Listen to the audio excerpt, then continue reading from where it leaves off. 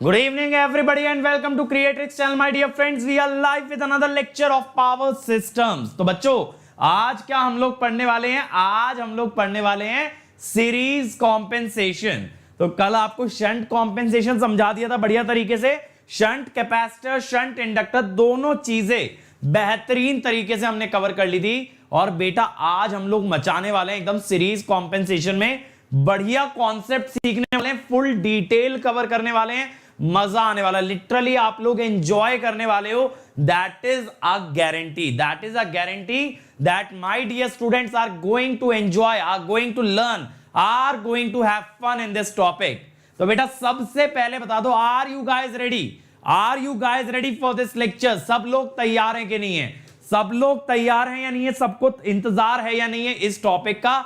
और अगर है मेरे बच्चों, अगर है तो सबसे पहले लाइक बटन दबा देना, क्योंकि that is a way to mark your attendance. और बेटा शेयर करने में घबराना नहीं है. Sharing is caring.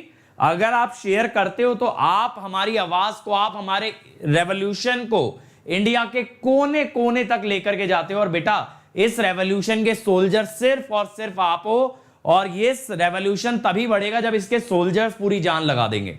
तो शेयर करने में घबराना नहीं है. शेयर इतना कर देना है कि लोग परेशान हो जाएं. टेलीग्राम, व्हाट्सएप, इंस्टाग्राम, फेसबुक, बेटा हर जगह शेयर करना है, हर जगह शेयर करना है. खासकर कॉलेज वाले बच्चे स्पेशली शेयर करें अपने ग्रुप्स के अंदर. So now my dear friends, let's get started. So let me start with my introduction. My name is Ankit Goyal. I got IR1 twice in GATE in 2018 and 2014. I was awarded the President of India Gold Medal in the year 2013 when I graduated from IIT Indore. Till date, I have trained more than 1 lakh students in the online and the offline classes, and guys, presently working as a director at an academy for GATE department. But मेरे बच्चों, इस series का objective क्या है? इस पूरे channel का objective क्या है? सीरीज के ऑब्जेक्टिव पे तो बात करते हैं, लेकिन बेटा बात है चैनल के ऑब्जेक्टिव की. चैनल का ऑब्जेक्टिव एक पूरा रेवोल्यूशन लेकर के आ जाना. किसके अंदर? गेट और ESE के अंदर, जहां देश का बच्चा बच्चा ये सपना देख पाए कि यार मुझे रैंक लानी है और मैं आज के टाइम में अकेला नहीं हूं, मैं बेसहारा नहीं हूं. मेरी मदद करने के लिए ये चैनल आपके लिए खड़ा है. बेटा ये चैनल आपके लिए खड़ा है. तो जितने भी बच्चे होप लूज कर जाते हैं ना, just because they can't afford coaching, तो बेटा उनको उम्मीद देने का काम करता है ये चैनल. ठीक है, it is a ray of hope in the darkness, in the darkness of hopelessness. ठीक है, तो ये चैनल इतना बड़ा रेवोल्यूशन लेकर के आ रहा है. अब देखो यार, अगर आपको पसंद है जो मैं पढ़ाता हूं, जो चीजें मैं डील करता हूं, और मेरे और लेक्चर्स आप देखना चाहते हो, तो इस लिंक पे जरूर जाना बेटा. tinyurl.com/ankit.ese. इस लिंक पे बेटा आपको मेरी सारी स्पेशल क्लास मिलेंगी जो मैंने अब तक ली है, आगे लेने वाला हूं या आगे लेने वाला हूं बेटा. और जो आगे लेने वाला हूं बच्चों, वो कहां मिलता है? वो मिलता है सर अपकमिंग स्पेशल क्लासेस में. इसमें बेटा अभी मैं चला रहा हूं UPPSC AE के लिए नेटवर्क एंड सिस्टम की सीरीज. डेली 25 क्वेश्चन हम लोग लगा रहे हैं, डेली 25 क्वेश्चन, और आप उस सीरीज का हिस्सा बन सकते हो. लिंक मिलेगा अपकमिंग स्पेशल क्लासेस में. तो एकदम रैपिड फायर वे में सवाल लगाते हैं, आपकी प्रॉब्लम सॉल्विंग स्किल में आपकी एक्यूरेसी और स्पीड दोनों को बढ़ाते हैं, जो कि UPPSC जैसे एग्जाम के लिए नेसेसरी है. तो अगर मेरे साथ तैयारी करना चाहते हो बेस्ट वे में, तो बिल्कुल इस लिंक पे आ जाना, अपकमिंग स्पेशल क्लासेस. ठीक है, अब इसके अलावा बेटा इंडिया की सबसे पहली वीडियो बुक आपके लिए तैयार है. इंडिया की सबसे पहली वीडियो बुक bit.ly/gatelive. बेटा यहां हमारे चैनल के सभी वीडियोस, सभी नोट्स एक साथ प्रेजेंट है. जो बच्चा जो सब्जेक्ट कवर करना चाहे, जिस लैंग्वेज में कवर करना चाहे, they can do that, they can do that. This is what is called as empowering the student community. बेटा एम्पावर करके रख दिया है, एकदम जान डाल दी है बच्चों में. तो ये वीडियो बुक का ज्यादा से ज्यादा यूज करो. और मैं लेटली देख रहा हूं कि लोग विजिट नहीं कर रहे हैं. बेटा आप लोगों के लिए बनाया है, तो आपको विजिट करना है, आपको जाना है, इसका फायदा उठाना है. इसमें कोई बेटा ढीलपंती नहीं चलेगी. आपको ढीले नहीं रहना, आपको प्रोएक्टिव होना है, आपको प्रोएक्टिव होना है. और ये लिंक ज्यादा से ज्यादा बच्चों से शेयर करना है कि भाई अगर तैयारी करनी है फ्री ऑफ कॉस्ट, तो हियर इज द सॉल्यूशन. इसके अलावा बेटा देखो, अगर प्लस पे आना चाहते हो तो प्लस पे हम लोग क्या कर रहे हैं ना, इस मंथ हर वीक में हम लोग नए बैचेस लॉन्च कर रहे हैं फॉर रिवीजन. और 20th नवंबर से मैं प्लस पे स्टार्ट कर रहा हूं power electronics every day 8 AM to 9:30 PM, sorry 9:30 AM, 8 AM से 9:30 AM 1.5 घंटे डेली पावर इलेक्ट्रॉनिक्स की क्लास होगी प्लस पे।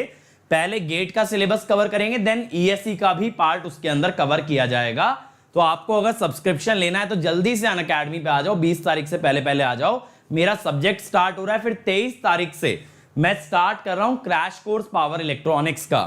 तो अगर आपको रिवीजन करना है तो क्रैश कोर्स में आ जाना, आपको अगर कॉम्प्रिहेंसिव कवर करना है तो कॉम्प्रिहेंसिव कोर्स में आ जाना। और प्लस पे आपको बेटा क्या मिलेगा, देखो लाइव क्लासेस, ठीक है। इसके अलावा बेटा क्रैश कोर्स में कराने वाला हूं किस किस का, पावर इलेक्ट्रॉनिक्स और पावर सिस्टम मशीन का ऑलरेडी करा चुका हूं।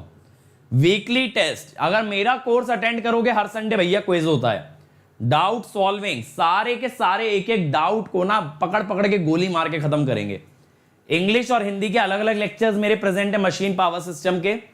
रैंक इंप्रूवमेंट बैच में मैं ऑलरेडी मशीन्स कवर कर चुका हूं, क्रैश कोर्स में अभी पावर सिस्टम और पावर इलेक्ट्रॉनिक्स कवर करने वाला हूं। यहां मैंने मशीन के कम से कम 200 क्वेश्चन लगवाए थे रिवीजन में। तो बेटा अगर इसका फायदा उठाना है तो प्लस पे आ जाओ, जल्दी से आ जाओ, ठीक है। बिल्कुल गेट 2021 से पहले खत्म होगा अमन, गेट 2021 से पहले तो मैं ईएस वाला पार्ट भी कवर कर दूंगा, गेट वाला ही नहीं सिर्फ ईएस वाला भी कवर कर दूंगा। और बेटा अगर आइकॉनिक पे आते हो तो प्लस के तो ये सारे बेनिफिट मिलेंगे, साथ साथ मिलेगा बेटा पर्सनल कोच, ये आपकी सारी क्वेरीज आंसर करेगा रिलेटेड टू प्रिपरेशन। आपको टेस्ट एनालिसिस पर्सनलाइज वे में देगा, यानी कि क्या आपकी कमियां हैं, कहां इंप्रूवमेंट रिक्वायर्ड है, सब चीजें आपको अलग से बताई जाएंगी। स्टडी बूस्टर सेशन लगेगा एवरी 2 वीक्स। इसके अंदर आप अपना मोटिवेशनल वाला पार्ट जो है, जो भी स्ट्रेटेजी वाला पार्ट है, वो 1-to-1 डिस्कस कर सकते हो। स्टडी मटेरियल अलग से मिलेगा, theory question bank, interview guidance आने वाला है। और बाकी बेटा एजुकेटर्स के साथ भी बहुत सारा इंटरेक्शन यहां पे एक्स्ट्रा होगा आइकॉनिक में एज कंपेयर टू प्लस। तो बहुत चीजें मचने वाली हैं आइकॉनिक के अंदर भी, प्लस के अंदर भी। आना है तो बेटा जल्दी से जल्दी कोड लगा के आ जाओ, अंकित ईएसई। इस कोड लगा के आपको आना ही आना है अनअकैडमी के अंदर, क्योंकि बेटा यहां पे आपको बेस्ट कंटेंट मिलने वाला है, बेस्ट फॉर्म में, और बेस्ट केयर मिलने वाली है। इतना पर्सनल केयर मिलेगा कि बेटा तैयारी ऑटोमेटिकली बढ़िया से बढ़िया होती चली जाएगी। और रही बात पीडीएफ्स की, यार तो मैं इस वीक में दे दूंगा आप लोगों को पीडीएफ, क्या इतना टाइम नहीं मिल पाता है तो वो थोड़ा सा लैग आ जाता है, ठीक है। तो थोड़ा सब्र रखा करो यार, लेक्चर अटेंड कर दो, पीडीएफ भी मिल जाएगा।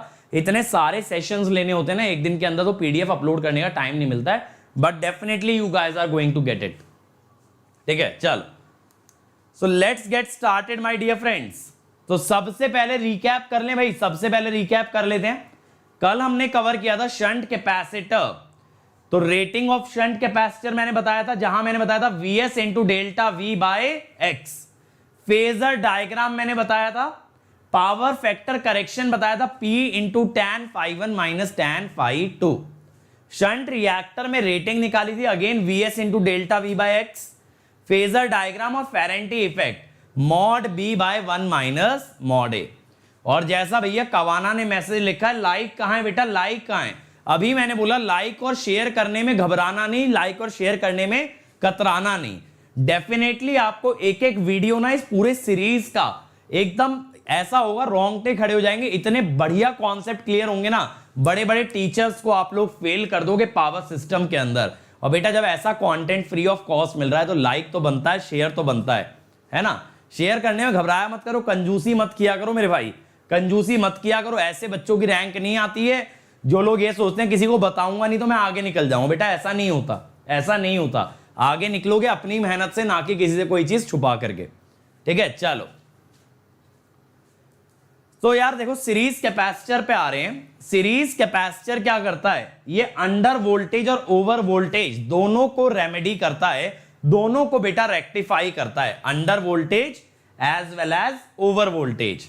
यानी अगर वोल्टेज कम है तो बढ़ा भी सकता है, और अगर वोल्टेज ज्यादा है तो कम भी कर सकता है ना। तो सोने पे सुहागा वाली बात हो गई, क्योंकि शंट में कैपेसिटर वोल्टेज बढ़ा रहा था, इंडक्टर वोल्टेज घटा रहा था।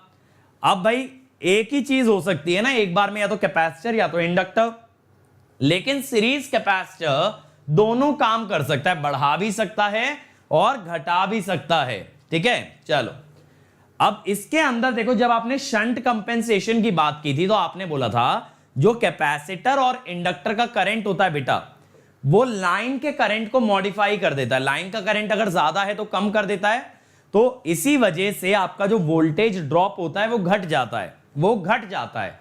तो वो क्या कर रहा था, लाइन के करंट को मॉडिफाई कर रहा था। अगर आप याद करो पिछले लेक्चर का एनालिसिस, मैंने दिखाया भी था I sin phi कम हो गया था, जिस कारण से आपका जो वोल्टेज ड्रॉप था I into X sine phi वो भी कम हो गया था। तो बेटा यहां I sin phi पे काम नहीं करूंगा, यहां काम करूंगा उस x वाले पार्ट पे। वोल्टेज ड्रॉप जब हमने लिखा था I into X sine phi, तो एक मेथड है जो I sin phi को कम करता है, एक मेथड है जो x को कम करता है। तो x को कौन कम करता है, series compensation, series compensation. Sandeep पूछ रहे हैं शंट कैपेसिटर ज्यादा प्रेफरेबल किसके लिए, वोल्टेज इंप्रूवमेंट या power factor correction. Definitely priority दी जाएगी पावर फैक्टर करेक्शन को, ठीक है, that is the major improvement from the shunt capacitor. अब बेटा बात को ध्यान से सुन लो मेरी, मैंने क्या बोला, वोल्टेज ड्रॉप अगर I x sin phi है तो शंट में हमने I sin phi को बदला, सीरीज में बदलेंगे x को, लेकिन दोनों ही केसेस में वोल्टेज का ड्रॉप कर देंगे कम। सीरीज कैपेसिटर वोल्टेज कम ज्यादा दोनों कर पाएगा, that is the best part about it. और इसी वजह से ये लीडिंग और लैगिंग दोनों तरह के पावर फैक्टर पे काम कर सकता है, ना कि सिर्फ लीडिंग या सिर्फ लैगिंग पे। बात क्लियर हो गई, बात क्लियर हो गई भाई सभी लोगों को? यहां तक मेरा एक एक पॉइंट क्लियर है, यानी जल्दी से बता दो यार चैट या कमेंट बॉक्स में, are you guys understanding, are you guys understanding these 3 points? ठीक है, और अगर हां है तो चलिए आगे चलते हैं। अब मैं आपको दिखाता हूं होता क्या है। देखो ये एक ट्रांसमिशन लाइन है, इसमें ये लोड लगा है P लोड प्लस जे क्यू लोड। तो हमारा अप्रोक्सीमेट वोल्टेज ड्रॉप क्या कहता है सर, ये कहता है mod VS minus mod VR1 I into R cos phi R plus X sine phi R। चलो भैया बहुत बढ़िया बात है, बहुत बढ़िया बात है। XL दे रखा है हमें, चलो XL मान लिया। अब एक काम करते हैं, लाइन में लगा देते हैं सीरीज कैपेसिटर। क्या लगा देते हैं बेटा, सीरीज कैपेसिटर। तो लो मैंने ना लाइन के अंदर ये आपका बेटा एक सीरीज कैपेसिटर जोड़ दिया।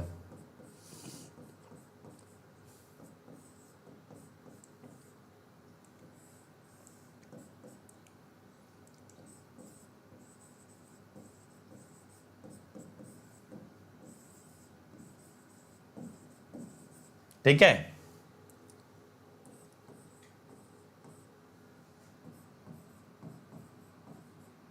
अब VR2 कह दिया भाई।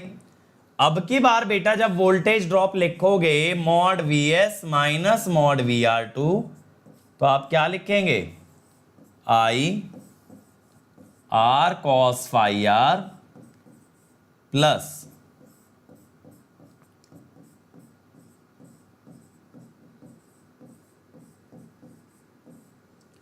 XL minus XC sine phi R। ठीक है, अब बेटा देखो यहां पे एक आ रहा है VS माइनस VR1, एक आ रहा है VS माइनस VR2। अगर आप दोनों को सब्ट्रैक्ट कर लो, फर्स्ट माइनस सेकेंड कर लो, तो mod VR2 minus mod VR1, first minus second करना है। I into R cos phi R cut जाएगा, XL साइन phi R भी कट जाएगा, ये इतना बचेगा IXC sine phi R, IXC sine phi R।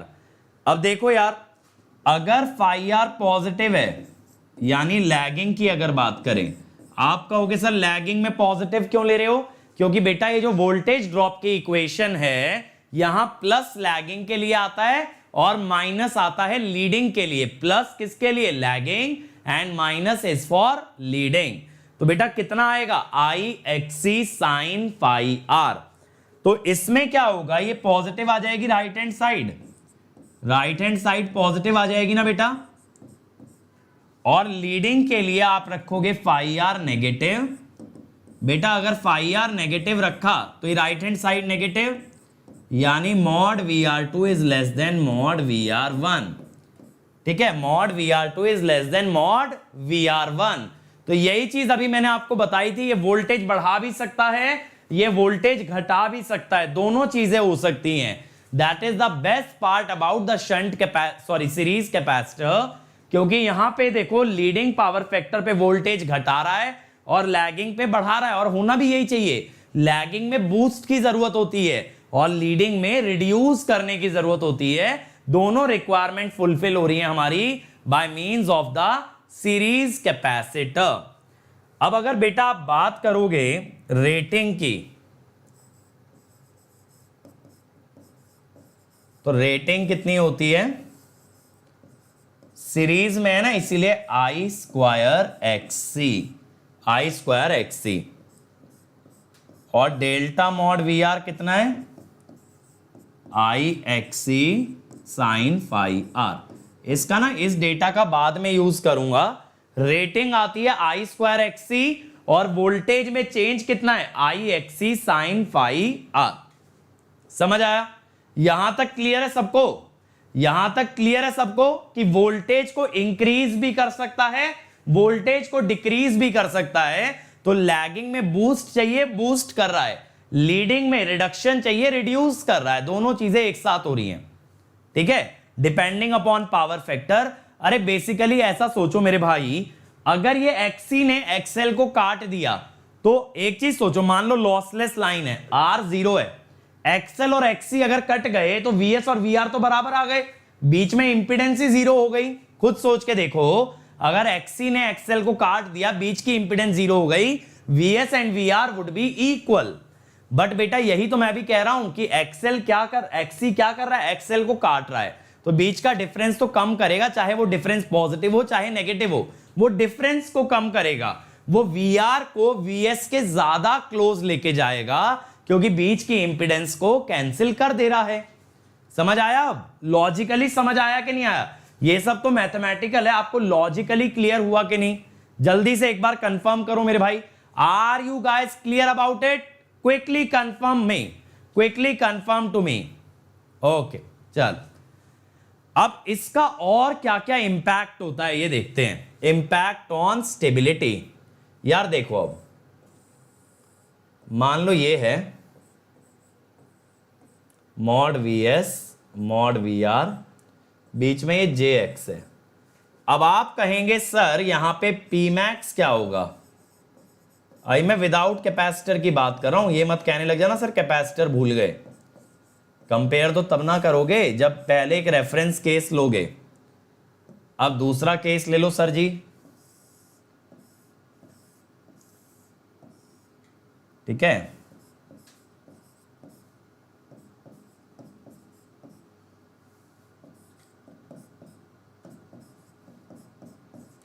अब यहां पे सर कितना आएगा Pmax? यहां पे आएगा बेटा mod VS mod VR by X minus XC। ये पिछले वाले से ज्यादा ही है। अब देखो, जब Pmax बढ़ता है तो स्टेबिलिटी बढ़ती है। क्या होता है ना, Pmax is called as steady state stability limit. जब देखो हम लोग स्टेबिलिटी पे जाएंगे ना, तब हम लोग ये देखेंगे कि दो तरह की स्टेबिलिटी होती है, स्टेडी स्टेट स्टेबिलिटी और ट्रांजिएंट स्टेबिलिटी। तो Pmax कहलाता है स्टेडी स्टेट स्टेबिलिटी लिमिट। तो Pmax increases as Pmax increases, triple SL increases, और ट्रिपल SL अगर बढ़ रहा है तो आप ये कह सकते हो सीरीज कैपेसिटर impacts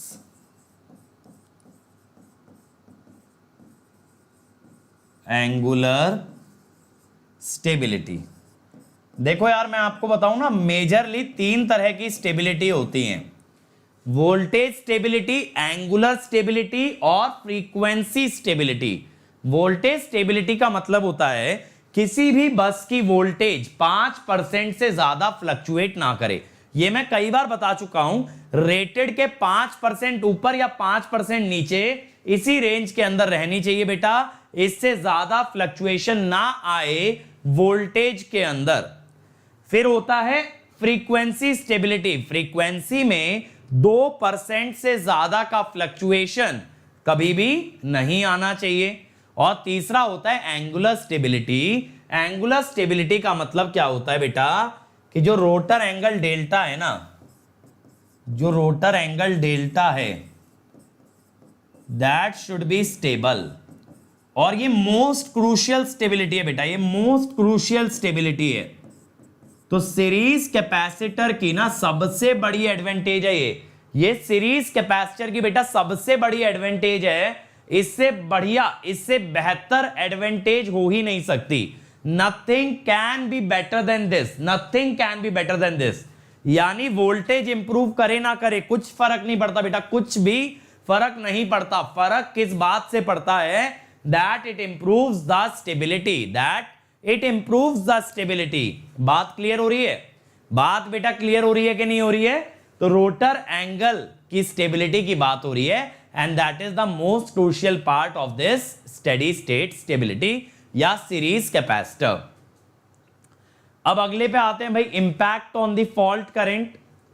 फिर से हम दो सिस्टम ले लेते हैं बच्चों। देखो अब मैं कहता हूं, मान लो यहां पे फॉल्ट आ गया, तो कितना करंट जाएगा फॉल्ट में? सिंपल है, वोल्टेज ऐसे लिख लो बाय इंपीडेंस।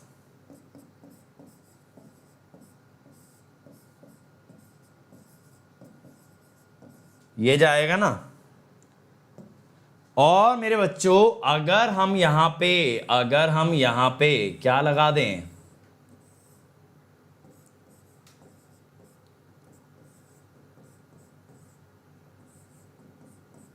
एक कैपेसिटर लगा दें मेरे भाई, और यहां पे फॉल्ट आ जाए, तो क्या होगा?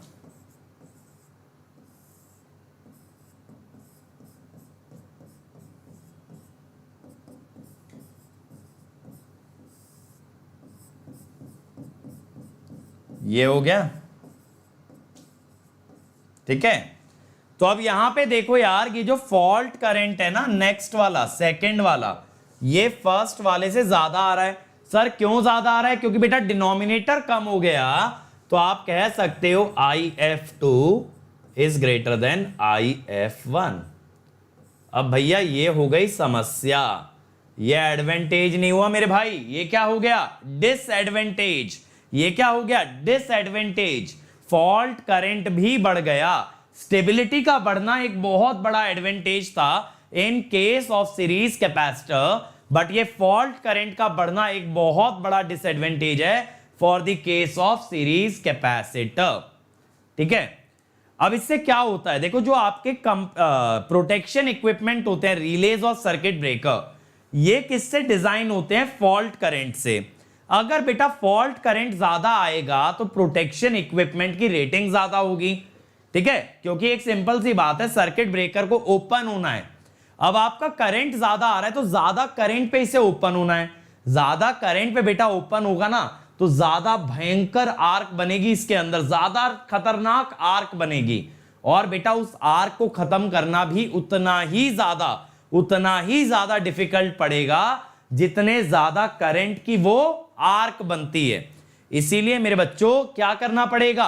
प्रोटेक्शन इक्विपमेंट की रेटिंग बढ़ानी पड़ेगी। रेटिंग अगर बढ़ाओगे तो कॉस्ट भी बढ़ेगी। भाई ज्यादा रेटिंग वाला इक्विपमेंट खरीदोगे ज्यादा कॉस्ट पड़ेगी। जैसे ज्यादा सीसी वाली बाइक महंगी आती है ना, कम सीसी वाली सस्ती आती है, सेम चीज है, रेटिंग ज्यादा तो कॉस्टिंग ज्यादा। ठीक है, तो यहां पे हम क्या कह सकते हैं? Cost also increases. ठीक है। अब यार देखो क्या होता है, सीरीज कैपेसिटर, ठीक है, सीरीज कैपेसिटर जो होता है या सीरीज की कोई भी डिवाइस होती है, उनकी करंट रेटिंग बहुत हाई होती है। चाहे आप मशीन में देख लो, सीरीज कनेक्टेड वाइंडिंग के करंट बहुत हाई होता है बट उसकी वोल्टेज कम होती है, current is very very high, current is very very high. लेकिन अब जब फॉल्ट करंट आ गया तो इसका वोल्टेज भी हाई हो गया, I इंटू एक्स। खुद सोचो ना, इसका वोल्टेज क्या है, I इंटू एक्स, वोल्टेज ज्यादा हो गया। तो प्लेट्स के बीच में रखा जो डाइलेक्ट्रिक है वो कहीं ना कहीं बेटा ब्रेकडाउन हो सकता है, प्लेट्स के बीच में रखा डाइलेक्ट्रिक आपका ब्रेकडाउन हो सकता है, and that is a drawback, that is a drawback with the high fault current. तो हमेशा याद रखना, शंट वाले इक्विपमेंट्स की वोल्टेज रेटिंग हाई होती है, सीरीज वाले इक्विपमेंट्स की करंट रेटिंग हाई होती है। लेकिन फॉल्ट करंट इतना ज्यादा है कि सीरीज कैपेसिटर के अक्रॉस वोल्टेज बहुत ज्यादा बन रहा है। अब ये हाई वोल्टेज उसके डाइलेक्ट्रिक को बेटा ब्रेक डाउन कर सकता है, and that is a danger in case of series capacitor. ठीक है, अब इसीलिए क्या करते हैं बच्चों, सीरीज कैपेसिटर के अक्रॉस एक स्फीयर गैप लगा देते हैं। अब सर ये स्फीयर गैप क्या होता है बेटा, दो स्फीयर्स होते हैं, दो स्फीयर्स हैं, जैसे ये मान लो ये दो स्फीयर्स हैं, ठीक है, इनके बीच में गैप है।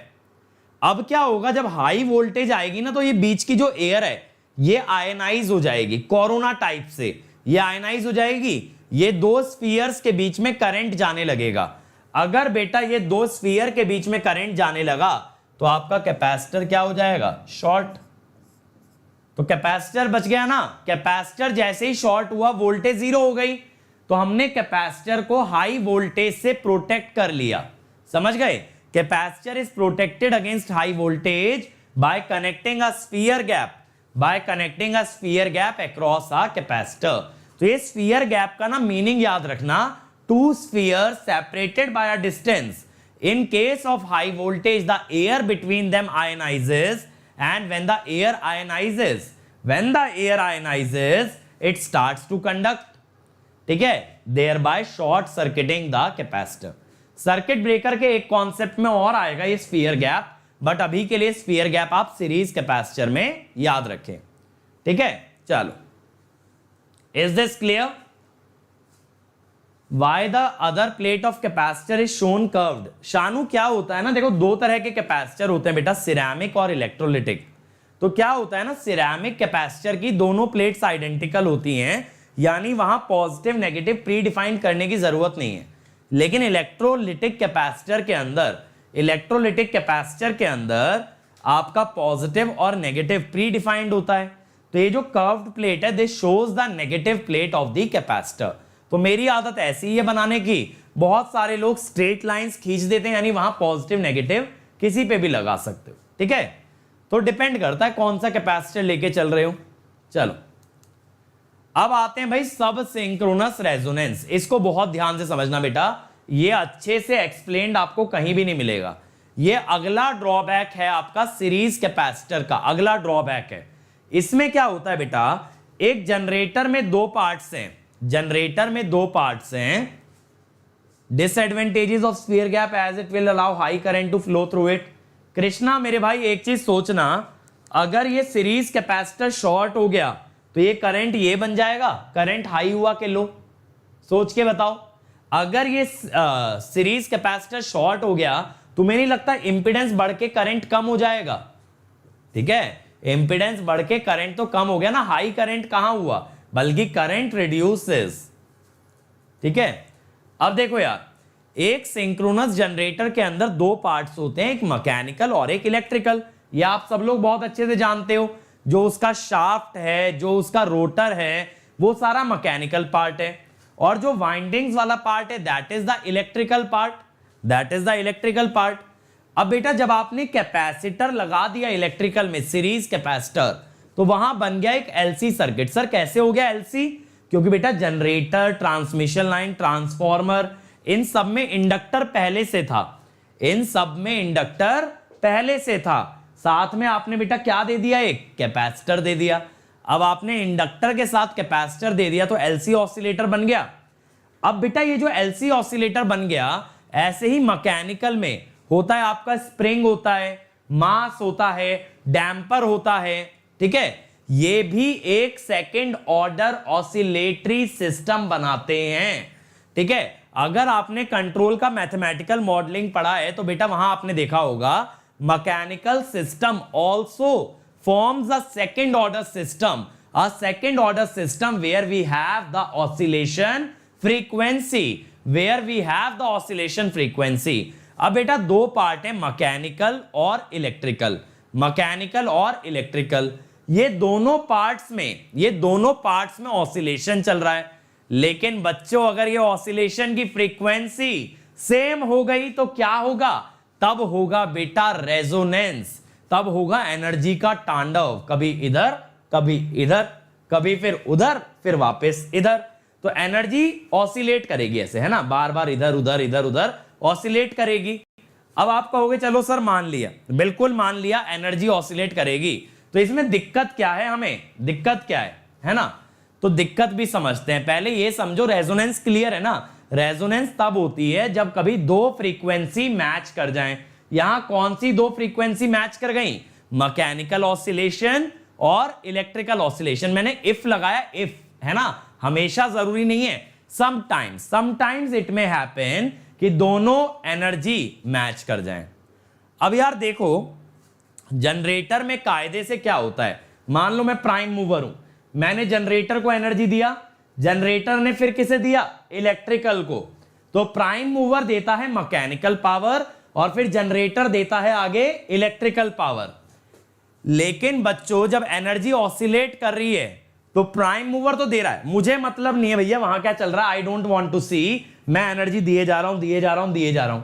लेकिन कुछ समय बाद एनर्जी लौट के आने लगी इलेक्ट्रिकल से, ऑसिलेशन चल रहा है ना, तो मैकेनिकल में प्राइम मूवर तो दे रहा था, लेकिन जनरेटर ने क्या किया, जनरेटर की एनर्जी इलेक्ट्रिकल मैकेनिकल ऑसिलेट करने लगी, तो प्राइम मूवर ने भी इसे दे दिया, इलेक्ट्रिकल से भी उठ के आ गई एनर्जी।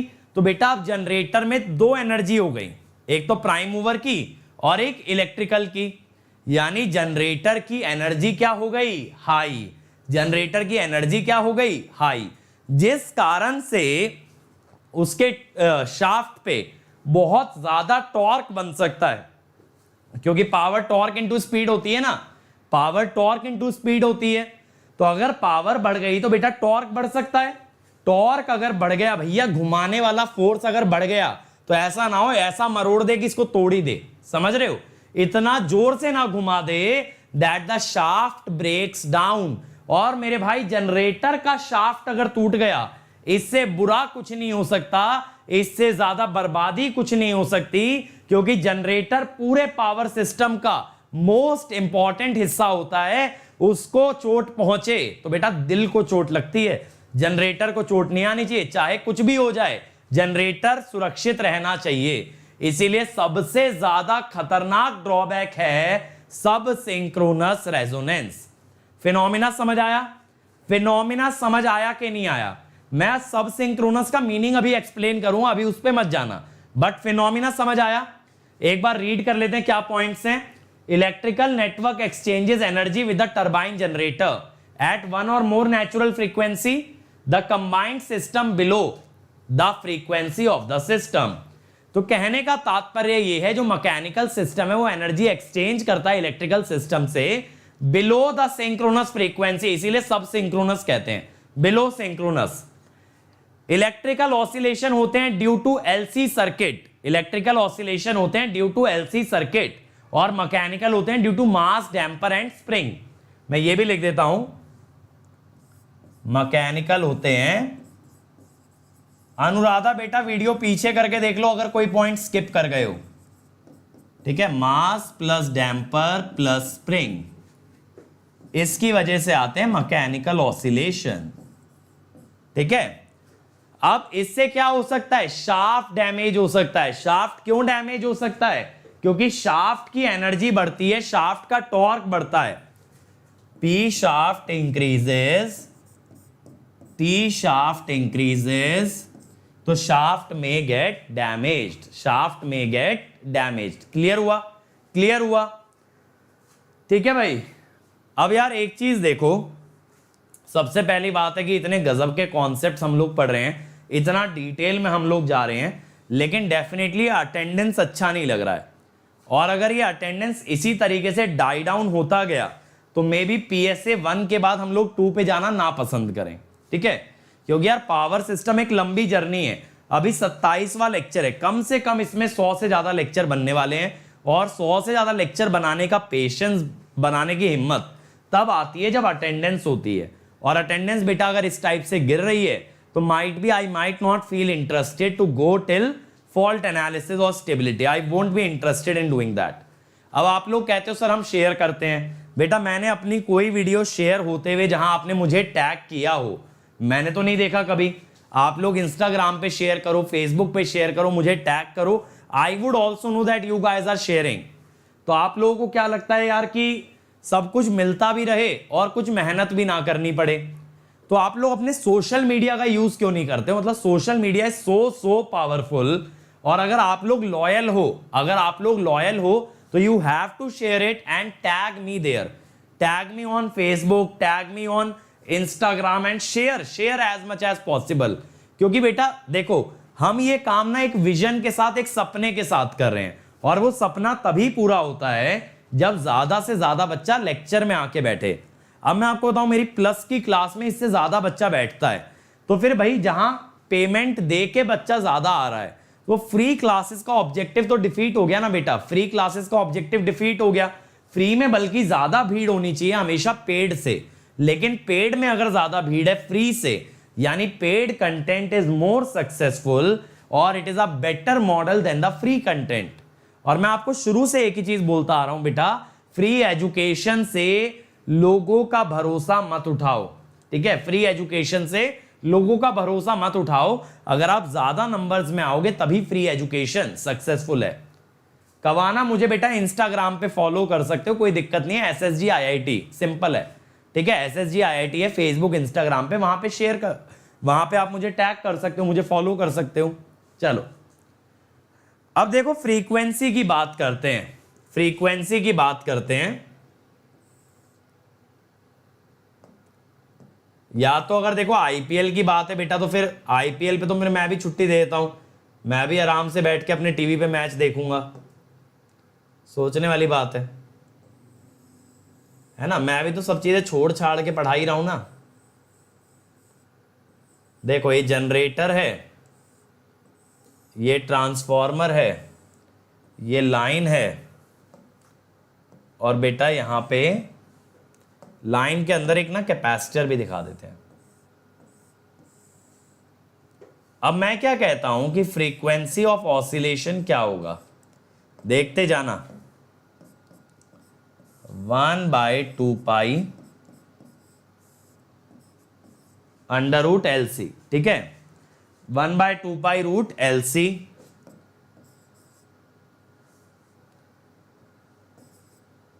यानी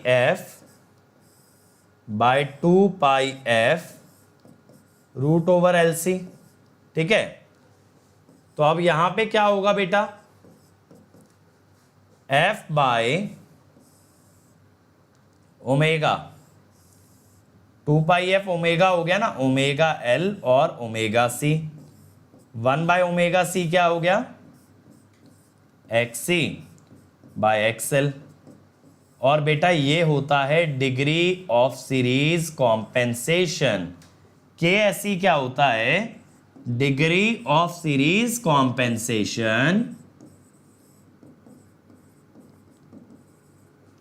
सीरीज कॉम्पेंसेशन, और ये हमेशा ना लेस देन 1 होता है। इसी वजह से देखो आपका जो ऑसिलेशन फ्रीक्वेंसी है वो सिस्टम के फ्रीक्वेंसी से छोटा आया, ठीक है, सिस्टम के फ्रीक्वेंसी से छोटा आया। अगर बेटा ये सिस्टम के फ्रीक्वेंसी से छोटा आया, इसीलिए इसको क्या बोला गया, सब सिंक्रोनस, सब सिंक्रोनस, ठीक है, that is the sub synchronous resonance. बात क्लियर हुई, बात क्लियर हुई। सब सिंक्रोनस क्यों बोला, क्योंकि ऑसिलेशन की फ्रीक्वेंसी सिंक्रोनस फ्रीक्वेंसी से छोटी है, it is less than F, less than F. चलो अब रेटिंग ऑफ कंपेंसेटर पे आते हैं। देखो तो मैं ना यहां पे क्या करना चाहता हूं बच्चों, मैं यहां पे पता करना चाहता हूं shunt versus series capacitor. Shunt और सीरीज का ना कंपैरिजन करना चाहते हैं, शंट और सीरीज का कंपैरिजन करना चाहते हैं। तो बेटा देखो क्या होता है, डेल्टा वी क्या था यहां पे, या ऐसा कर लो, हमने ये निकाला था QSH is VS delta V by X। ये हमने पिछले वीडियो के अंदर निकाला हुआ था, ठीक है, ये पिछले वीडियो में निकाला था। और आज वाले वीडियो में क्या निकाला है, IXC साइन फाई आर। अब अगर बेटा आप यहां पे I दोनों तरफ मल्टीप्लाई कर दें तो ये हो गया I स्क्वायर XC। अब मैंने आपको बताया था ना I स्क्वायर XC इसकी रेटिंग होती है, तो देखो यहां से रेटिंग कितनी आ गई। और मैंने तब आपको बोला भी था जब ये चीज बताई थी कि इसका बेटा मैं आगे यूज करने वाला हूं, मैं आगे यूज करने वाला हूं। ये आ गया ना QSE, ये आ गया QSE। अब QSE और QSH अगर आ गया तो मैं इसका रेशो ले लेता हूं, मैं इसका रेशो ले लेता हूं QSH बाय QSE। तो अगर देखो डेल्टा V सेम लेके चले, यानी कि दोनों में मैं कह रहा हूं बराबर बूस्ट मुझे चाहिए। मैंने कह दिया शंट कैपेसिटर से, ठीक है, शंट कैपेसिटर से मुझे अगर 5 kV का बूस्ट मिल रहा है तो मेरे को सीरीज कैपेसिटर से भी 5 kV का ही बूस्ट चाहिए। डेल्टा V मुझे सेम चाहिए, डेल्टा V अगर बेटा सेम चाहिए तो VS बाय I,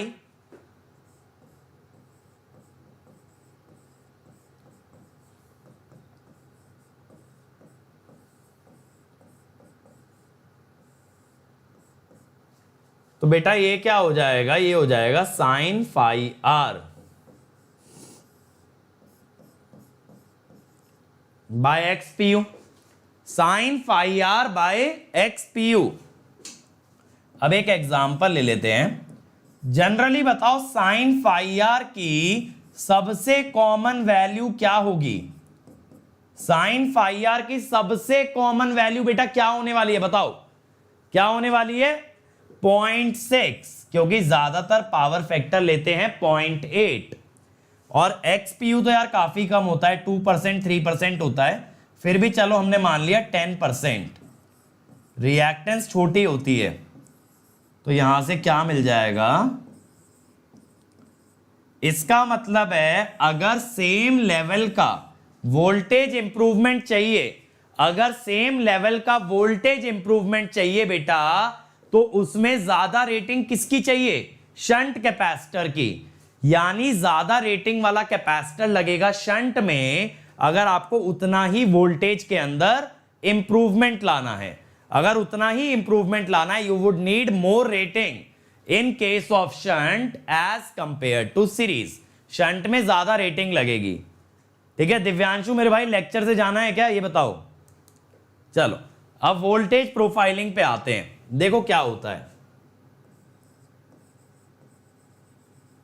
मैंने आपको बताया था कि जब शंट कैपेसिटर लेते हैं, जब हम शंट कैपेसिटर लेते हैं बेटा, तो I साइन फाई कम हो जाता है, I साइन फाई कम हो जाता है।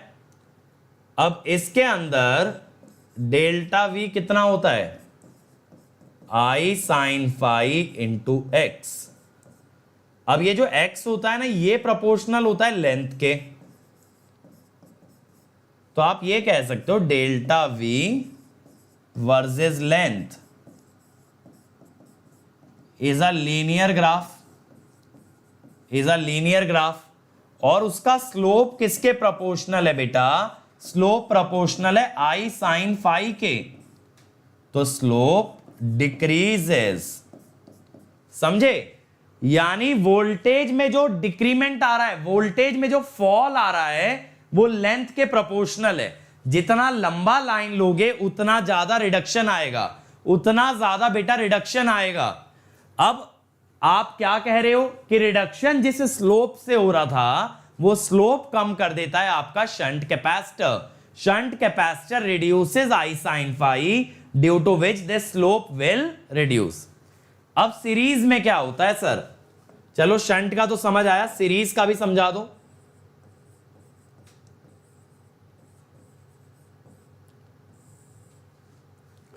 अब देखो यार, सीरीज कैपेसिटर मान लो बीच में लगा हुआ है,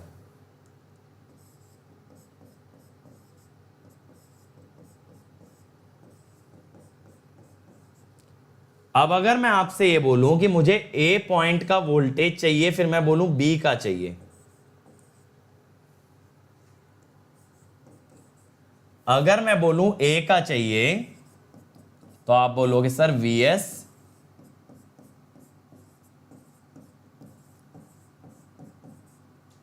और मैं बोलूं अगर बी का चाहिए तो आपके पास XC भी आ गया ना, तो आप क्या बोलेंगे? यानी ए वाला voltage plus IXC sin phi।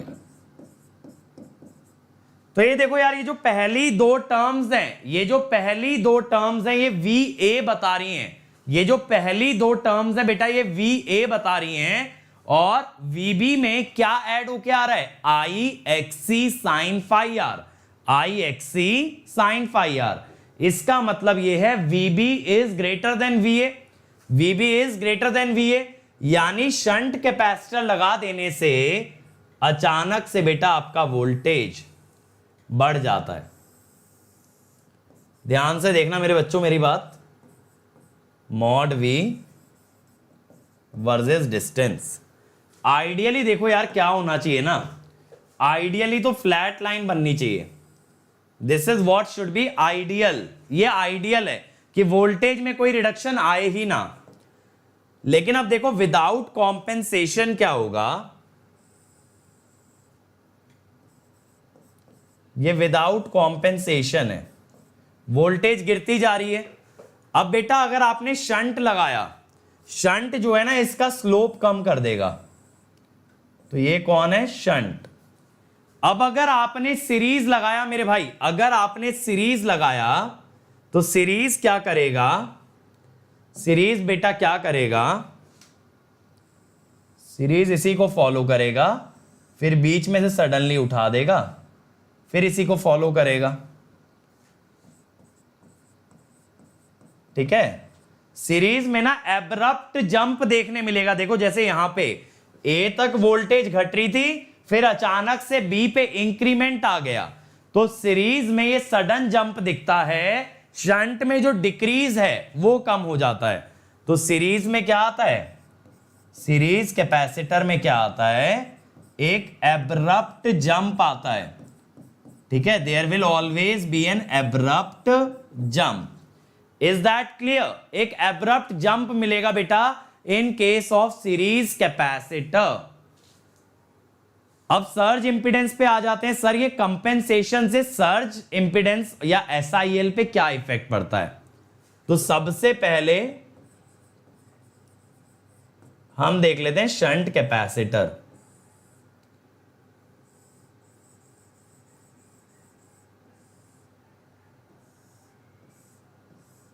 देखो ये एक ट्रांसमिशन लाइन का मॉडल है जिसमें आपने कैपेसिटर ऐड कर दिया है। ये है आपका बेटा X लाइन, ये है B लाइन, और ये है बेटा BC।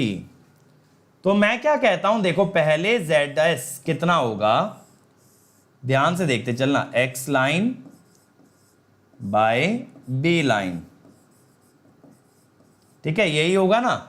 आप कहते हो ना under root L by C, तो मैंने L और C को ओमेगा से मल्टीप्लाई कर दिया है। Under root L by C में मैंने कर दिया under root omega L by omega C। अब जो नया ZS आएगा बेटा वो होगा X लाइन बाय, दोनों कैपेसिटर पैरेलल में ससेप्टेंस ऐड हो जाएगी, तो it is less than ZS। तो अब क्या कहोगे? SIL increases.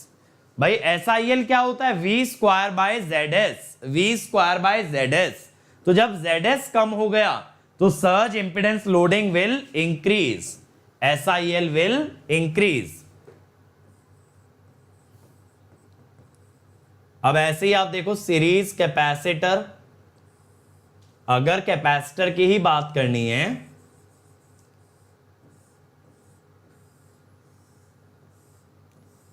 तो ये सीरीज कैपेसिटर आया, ठीक है, this is your series capacitor. ये है X लाइन, ये है JX लाइन माइनस JXC और JB लाइन।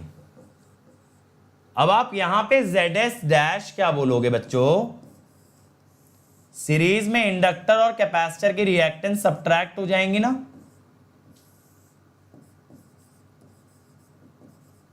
और देखो पता है इसके अंदर क्या करते हैं, इसे कॉमन ले लेते हैं, X line by B line.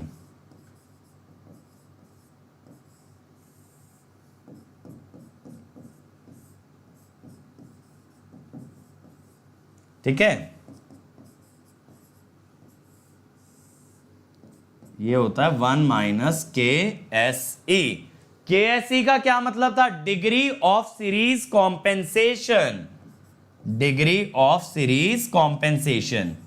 Again surge impedance कम हुई है तो SIL विल इंक्रीज, दोनों केस में SIL बढ़ता है। अब ऐसे ही आप बात कर लो शंट रिएक्टर की, भाई अगला शंट रिएक्टर देख लेते हैं।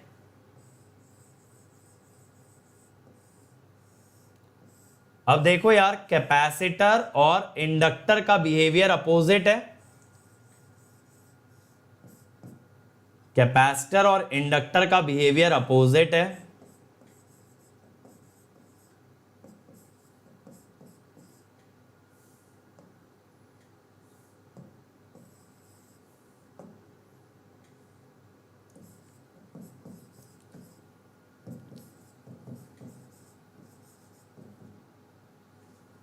ये मैं कह देता हूं BL,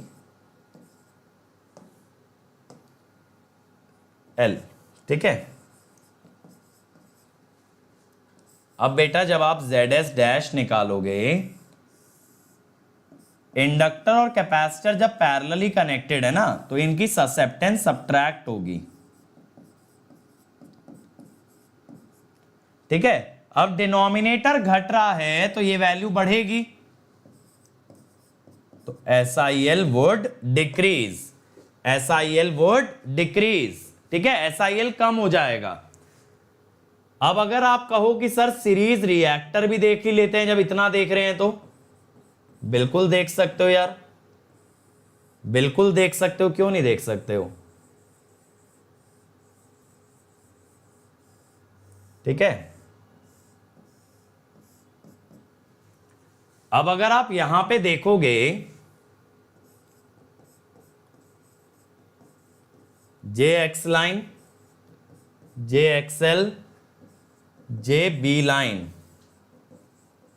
ठीक है, तो ZS डैश क्या होगा, X line plus XL by B line. अब ऑब्वियसली यार ये वैल्यू आपकी ZS से ज्यादा आएगी, अगर ZS डैश बड़ा आ रहा है तो SIL वुड डिक्रीज, ठीक है। तो यानी देखो इंडक्टर के दोनों केस में सर्ज इंपिडेंस लोडिंग कम होती है और कैपेसिटर के दोनों केस में SIL बढ़ता है। तो इंडक्टर में in both the cases SIL reduces, in capacitor in both the cases SIL increases. Is that clear, is that clear. चलो चलो मेरे भाई, अब इसके बाद हम क्या करते हैं, let's move to the quiz time, let's move to the quiz time. तो देखो बेटा, स्टैटिक वोल्टेज कंट्रोल कवर हो चुका है। अब इसके अगले लेक्चर में मैं आपको पढ़ाऊंगा डायनामिक वोल्टेज कंट्रोल, जहां हम देखेंगे सिंक्रोनस मोटर की मदद से कैसे हम वोल्टेज कंट्रोल को परफॉर्म कर सकते हैं। बट बेटा be ready, let's crack it everybody, now we have the quiz time, quiz time, ठीक है। सौरभ चिंता मत करो, अगले लेक्चर में समरी भी देखेंगे मेरे भाई, समरी भी देखेंगे। आपको मैं सीरीज और शंट कैपेसिटर की समरी भी बताऊंगा और मैं आपको यह भी बताऊंगा कि क्वेश्चन जो गेट में आता है वो कैसे लगाते हैं। चलो एवरीबॉडी बी रेडी। 15 सेकेंड्स आपको मिलेंगे हर क्वेश्चन के लिए, आपको चैट में करेक्ट आंसर देना है, ठीक है, चैट में correct answer. Series capacitor can correct over voltage as well as under voltage, true false, true false everybody, true है या फॉल्स है बेटा ये statement. 6 5 4 3 2 1 and the time is up. बहुत बढ़िया, ट्रू। आज हमने देखा था ना, ये वोल्टेज घटा भी सकता है बढ़ा भी सकता है। Next one, cost of shunt capacitor is higher than series capacitor for same voltage improvement. ये बताओ, थोड़ा सोचना पड़ेगा मेरे भाई। शंट की कैपेसिटर की कॉस्ट ज्यादा होती है सीरीज से। Time up, time up, this is false. अब इसका क्या रीजन है देखो, definitely rating is higher, rating is higher, लेकिन मेरे भाई in series capacitor, in series capacitor we also increase कह दो rating of protection system, rating of protection system. इस वजह से उसकी रेटिंग या ये कह दो उसका कॉस्ट ज्यादा होता है।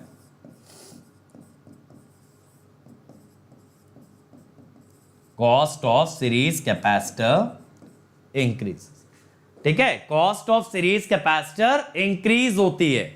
ये बात क्लियर है।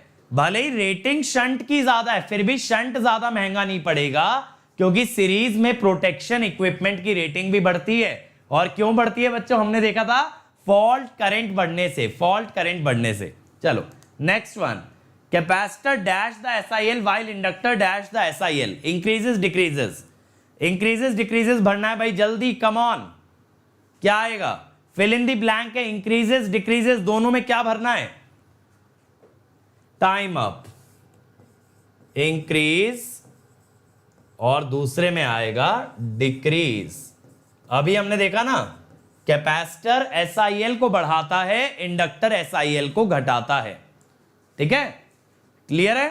तो बेटा समरी भी कल करेंगे, कल दोनों के डिफरेंसेस बहुत बढ़िया तरीके से कवर करेंगे। Don't worry about it, don't worry about it, कल देखेंगे। और इसके अलावा कल इस चैप्टर का दी एंड होगा, जिसके बाद इसका DPP लगाएंगे, ठीक है, जिसके बाद इसका DPP लगाया जाएगा। अब देखो, अगर मेरी और लेक्चर्स देखने इस URL पे प्रेजेंट है, और मैं यहां पे आपको बेटा UPPSC AE की भी तैयारी करा रहा हूं, तो अगर वो एग्जाम भी निकालना चाहते हो आ जाओ। अपकमिंग स्पेशल क्लासेस में आपको सारे रेलिवेंट लिंक्स आपको मिल जाएंगे, ठीक है। चलो इसके अलावा देखो, ये जो हमारा लिंक है टीम का bit.ly/gatelive, ये है इंडिया की सबसे पहली वीडियो बुक बेटा।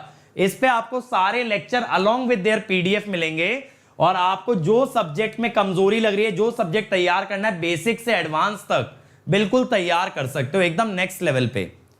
और देखो, अगर प्लस पे आते हो तो 1 ईयर का अगर कोड लगाओगे Ankit ESE, pricing with reduce to 27,225, 18 months 34,650, 24 months 39,600। Sir plus पे क्यों आए, आप तो यूट्यूब पे ही अवेलेबल हो। बेटा प्लस पे जो नॉलेज डिलीवर होती है ना, वो एकदम नेक्स्ट लेवल होती है, वो ज्यादा डिटेल्ड होती है, ज्यादा इजी इंटरेक्शन होता है, और वहां पे और बहुत सी फैसिलिटी मिलती है, जैसे test series, practice question, previous year question, homework question, हर संडे की क्विज, ठीक है, डाउट क्लियरिंग, क्रैश कोर्स, सब चीजें बेटा आपको मिलती हैं एक ही जगह पे, that is the benefit of plus. और आइकॉनिक पे तो और फायदा है, personal course, study material, test analysis, interview guidance, सब कुछ मिल जाती हैं। तो आइकॉनिक पे अगर आप रेफरल कोड लगाते हो अंकित ESE, 50-250 से आ जाएगा 45-225, और 2 ईयर का आ जाएगा 66-600। तो बेटा अगर बहुत तोड़ रैंक लाना चाहते हो, एकदम गर्दा उड़ाना चाहते हो ना, तो अनअकैडमी पे आ जाओ, ज्यादा इजीली वो ड्रीम अपना अचीव कर पाओगे एज कंपेयर टू यूट्यूब। अब ये मेरा देखो अनअकैडमी प्रोफाइल है, ऐप डाउनलोड करके मुझे फॉलो कर लेना, so that you get regular notification of whenever I come live. इसके अलावा ये हमारा टेलीग्राम चैनल है जहां आपको लेक्चर के पोस्टर, फाइल्स और लिंक्स तीनों चीजें आपको मिल जाती हैं। और मेरा पर्सनल टेलीग्राम चैनल है, अगर मुझसे जुड़ना है t.me/gateair1, ये मेरा पर्सनल टेलीग्राम चैनल है if you want to connect personally. ठीक है, अदर चैनल्स को सब्सक्राइब कर लो। मैकेनिकल वाला है civil, then Telugu, then SSC JE computer science, GATE question, junction, Pathshala and GS terminal. तो बेटा अगर जेई एई एग्जाम्स की तैयारी कर रहे हो तो एसएससी जेई और जीएस टर्मिनल सब्सक्राइब करना है। जंक्शन पे अभी मैं 8:30 बजे ओपैम्प में फिल्टर स्टार्ट करने वाला हूं, तो अगर फिल्टर पढ़ना चाहते हो तो जंक्शन पे आ जाना 8:30 बजे। और इसके अलावा पाठशाला पे बेटा बेहतरीन एनिमेटेड कंटेंट आपको मिलेगा। तो अगर आपको इंजीनियरिंग एकदम नेक्स्ट लेवल सीखनी है देन इट इज पाठशाला। So thank you everybody, share कर देना, लाइक कर देना, सब्सक्राइब कर लेना चैनल को और घंटी बजा देना ताकि रेगुलर नोटिफिकेशन आते रहें। और अब मिलेंगे हम लोग कल, और कल हम लोग डिस्कस करने वाले हैं क्या, dynamic voltage control. So stay tuned. Thank you everybody.